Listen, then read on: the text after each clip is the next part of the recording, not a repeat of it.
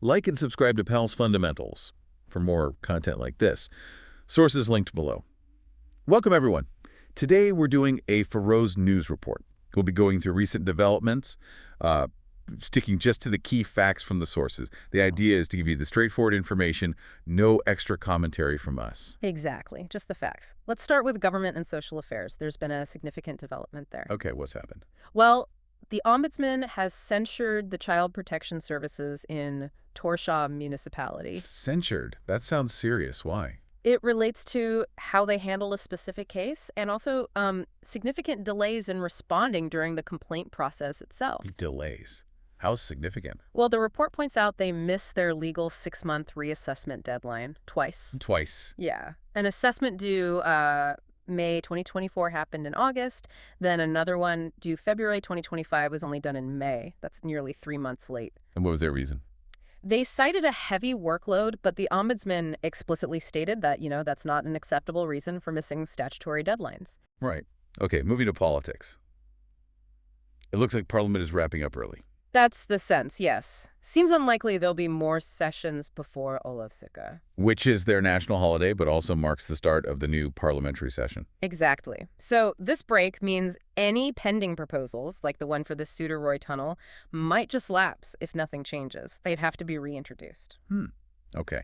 And there was something about an election investigation. Yes. Ongoing police investigation. It's looking into potential irregularities from the 2024 municipal election, specifically at the Oyndarfjörður polling station in Runavík. Has there been any movement on that? Well, MP Jacob Vestergaard has formally asked the Minister of Justice for an update, so there's definitely political attention on it. Got it. Okay, let's shift gears. How's the Faroes economy looking? Still strong? Overall, yes, the progress continues. Unemployment in May 2025 was down to 0.9%. Wow, under 1%. Very low, slightly lower than last year, actually. Now, interestingly, the total number affected by unemployment, even short-term, rose a tiny bit. But the number of full-time unemployed actually fell. It suggests people are finding work quickly if they lose it, a dynamic market. That's positive on the jobs front. But what about the cost of living? I heard that's a different picture. It is indeed. Food and drink prices. They were up nearly 5% in May compared to the year before. 5% in 1 year? Yes. And almost 30% over the last 5 years. That's a big jump. Ouch. Any specifics? What's gone up the most?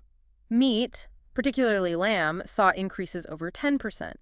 But interestingly, fish prices actually went down. A bit of good news there, then. A small bit, maybe. But then coffee, tea, cocoa... Those prices shot up nearly 22%, so your shopping basket definitely feels lighter for the same money. Despite these costs, the Economic Council seems confident about the banks. Yeah, they assessed no signs of systemic risk in the banking sector. Private spending is holding up. What's driving that? Low unemployment, as we said, plus wage increases, some tax cuts, and inflation, while present, is lower than perhaps feared. Also, housing prices are climbing. Demand is outstripping supply there. And loans. Are people and businesses borrowing? It's mixed. Overall loan growth was about 4.7% in April. That was mainly driven by municipalities borrowing more, up 6.6%, and households up 6.9%. Right. But loans to private businesses actually decreased, negative growth of minus 0.8% in April. So households and government are borrowing, but businesses seem hesitant. Interesting divergence. What about a key export like salmon? Facing some headwinds, prices have dropped, and crucially, the U.S. imposed tariffs, went from 0 to 10%. How did that impact exports? Well, they actually exported more salmon by volume, 13% more, but the total value of those exports fell by 5% in April compared to last year. Selling more, earning less. Right, that tariff bites. Okay, let's look at some international and digital initiatives. A new Nordic declaration. Yes, co-signed by the Faroes Ministers of Finance and Social Affairs. It's focused on digital inclusion for people with disabilities, promoting rights, accessibility, participation. Good initiative. And internationally, there's talk of a Realm 2.0. That's Faroes MP Sjurður Skal's proposal. It's not about independence, more like a modern treaty with Denmark. The goal is greater Faroes control over foreign policy. Like joining the WTO on their own. Exactly. That's a key example he raises. But it's complex. As one reader's letter pointed out, WTO membership could be a double-edged sword. How so? Because the Faroes currently have quite high import tariffs on many goods, over 90% on chocolate, 50% on cars, for example. These are major government revenue sources. And WTO rules usually push for lower tariffs. Precisely. So they'd likely have to reduce those tariffs, losing revenue, plus pay membership costs. It's a trade-off between that current revenue and potentially broader market access. So definitely a lot of moving parts. Yeah. Strong economy in some ways, cost pressures, and these big questions about international positioning. Absolutely. A really dynamic situation to keep an eye on. Indeed.